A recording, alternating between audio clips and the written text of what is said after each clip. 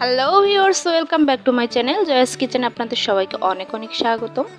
আজকে আমি আরেকটি নতুন রেসিপি নিয়ে হাজির হয়েছি।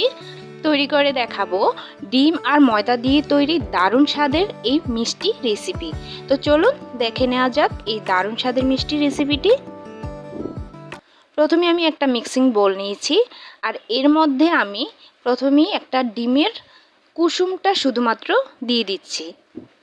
শুধুমাত্র কিন্তু ডিমের কুসুমটাই দিতে হবে। তো এবার আমি এখানে হাফ কাপ চিনি দিয়ে দিচ্ছি হাফ কাপ ময়দা।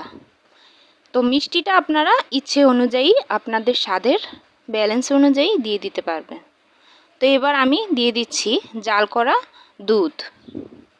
তো এখানে আপনারা চাইলে গুঁড়ো দুধটাকেও জাল করে ব্যবহার করতে পারেন। এবার দুধের পরিমাণটা গোলাটা তৈরির উপর নির্ভর করবে।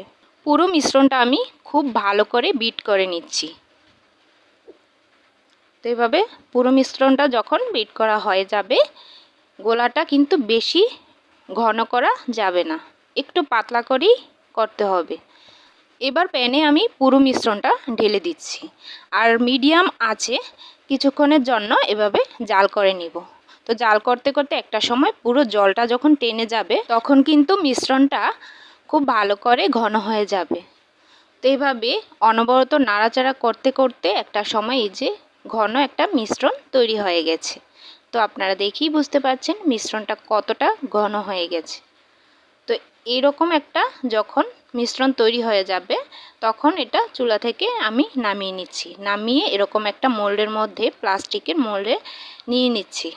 আর উপরের অংশটা চামচ দিয়ে খুব ভালো করে সমান করে দিতে হবে, যাতে অমসৃণ না থাকে। তো এবার আমি এই মোল্ডটা ফ্রিজে নরমালে রেখে দেব 2 ঘন্টার জন্য। তো 2 ঘন্টা পর আমি ফিরে আসছি। পুরো মিশ্রণটা কতটা পারফেক্টলি তৈরি হয়েছে তা দেখেই আপনারা এখন বুঝতে পারবেন। আর এরকম একটা প্লেটের সাহায্যে আমি ঢেলে নিচ্ছি। এবার একটু হালকা বাড়ি দিয়েই কিন্তু মিশ্রণটা চলে আসবে। তো আজকের এই ডিম আর ময়দা দিয়ে তৈরি দারুণ স্বাদের এই রেসিপিটি আপনাদের কাছে কেমন লেগেছে অবশ্যই কিন্তু কমেন্ট করে জানাবেন।